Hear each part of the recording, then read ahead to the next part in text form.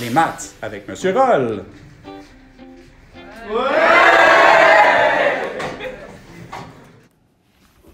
Bon, donc voici les deux derniers types de résolution d'équations. Premier type, on a, en fait, on va avoir des logs des deux côtés de l'équation et une constante.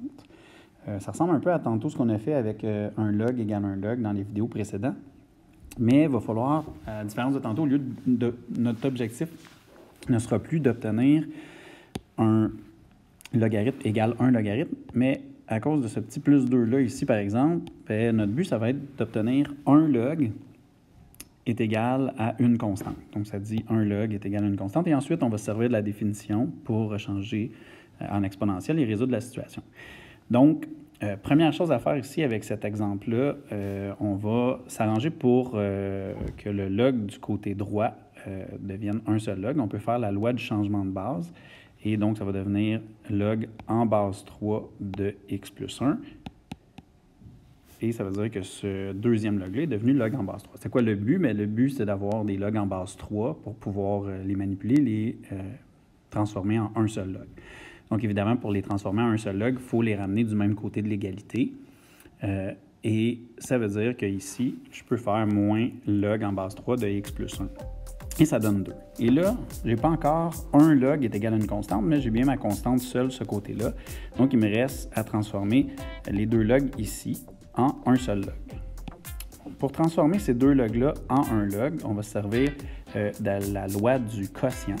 Donc, avec la loi du quotient, ça veut dire que je peux faire une division à l'intérieur de mon log. Donc, ça fait log en base 3 de 2x sur x plus 1. Et on s'entend, le 2x sur x plus 1 est à l'intérieur du log en base 3.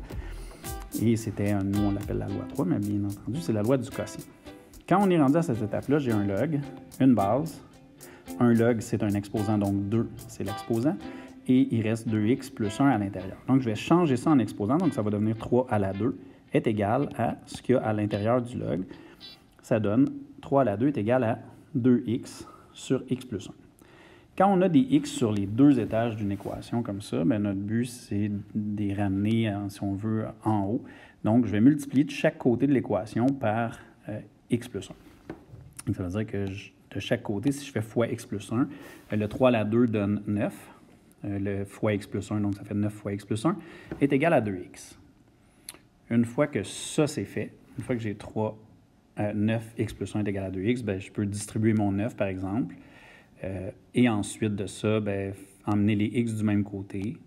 Donc, je vais obtenir moins 7x est égal à 9. Et ensuite, pour trouver le x, bien, j'ai simplement divisé par moins 7. On va y aller avec le dernier type. Donc, en fait, ça ressemble beaucoup. C'est encore un log égale une constante. Même type qu'on vient de faire là. La différence, c'est qu'on va avoir, je l'ai catégorisé différemment, type 4. En fait, c'est semblable au type 3. Je l'ai catégorisé différemment parce qu'il y a le x à la 2. Donc, à l'intérieur de notre log, quand on va manipuler les logs, on va obtenir un log dans lequel on va avoir des x à la 2, ce qui fait qu'on va avoir une équation quadratique à l'intérieur de notre log. Donc, à la fin, on va avoir une équation quadratique à résoudre. Donc, je vais avec mes lois des logs. Ici, j'ai une addition de deux logs. Donc, une addition de deux logs, ça vient de la loi d'un produit. Donc, c'est ce qui est l'addition des deux logs devient un log avec la multiplication de ces deux éléments-là dedans. Il est à noter ici que le x, que je viens de mettre en rose, et le 2x plus 1 sont à l'intérieur des logs. Et dans ce type-là d'équation, il va falloir vérifier des restrictions. Ça veut dire que le x ici doit être un nombre positif parce qu'il est dans le log. Donc, dans le log, je peux seulement mettre un nombre positif.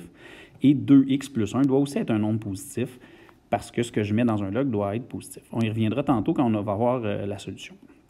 Donc, premier objectif, me servir de ma loi. Ici, c'est la loi 2, donc c'est la loi, comme j'ai dit, du produit. Donc, j'ai un produit à l'intérieur qui provient d'une addition de deux logs. Une fois que ça c'est fait, notre but, c'est comme tantôt, c'est d'avoir un log égal à une constante. Donc, le moins 1, je dois l'envoyer de l'autre côté pour avoir un log est égal à une constante. Ça donne log en base 3 de, là, j'ai fait ma multiplication à l'intérieur, 2x à la 2 plus x, parce que le x est distribué ici et ici. Et ça donne 1. Quand on est là, on vient de retrouver une forme où j'ai log, base. Un log, c'est un exposant, donc le 1 est un exposant. Ça veut dire que j'ai 3 exposant 1, qui est égal à ce qui reste, qui est à l'intérieur du log, donc la puissance. Et ça donne 2 x à la 2 plus x est égal à 3. à la 1 pour écrire seulement 3, mais là, j'ai écrit 3 à la 1 pour qu'on voit bien le 1 était passé où. Une fois que ça c'est fait, on a une équation du deuxième degré. Et là, cette équation-là, on a une manière de résoudre assez simple. On la ramène égale à 0, comme tu as déjà vu. Là, ça va te faire un beau rappel de factorisation. Cette équation-là ici, là, on est passé comme un problème, dans le fond, de facto traditionnel. Fait que je veux résoudre cette équation-là.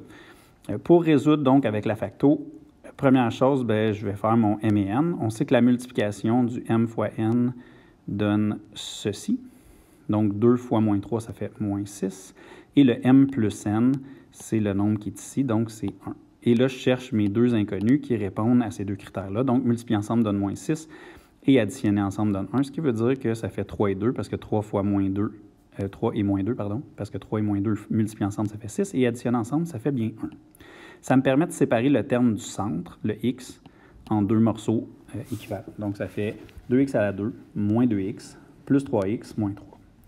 Et quand j'ai ça ici, je peux faire ma mise en évidence double. Donc, je vais mettre 2x en évidence sur ces deux termes-là et 3 en évidence sur ceci. Ce qui devient 2x fois x moins 1 plus 3 fois x moins 1. Et ces deux termes-là multipliés, donc le x moins 1 est en commun, je peux mettre le x moins 1 en évidence, ce qui va faire 2x plus 3 fois x moins 1.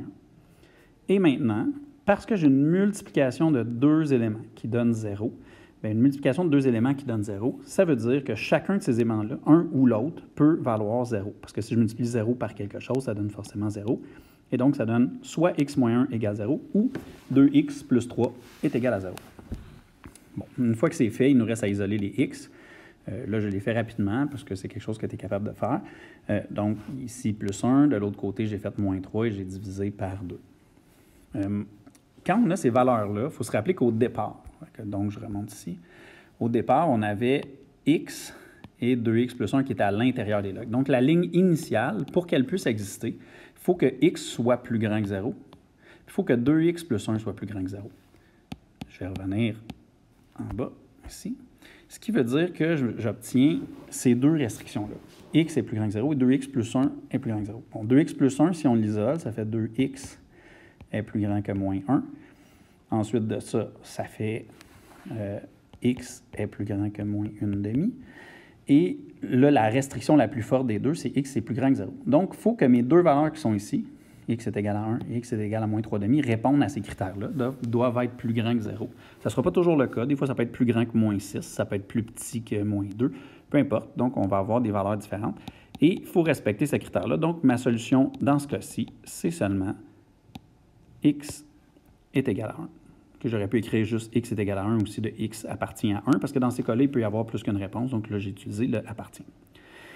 Et c'est tout pour la vidéo, ce qui conclut nos types de résolution d'équations. Hey, avoue qu'on est bien maintenant qu'on a compris? Ha ha!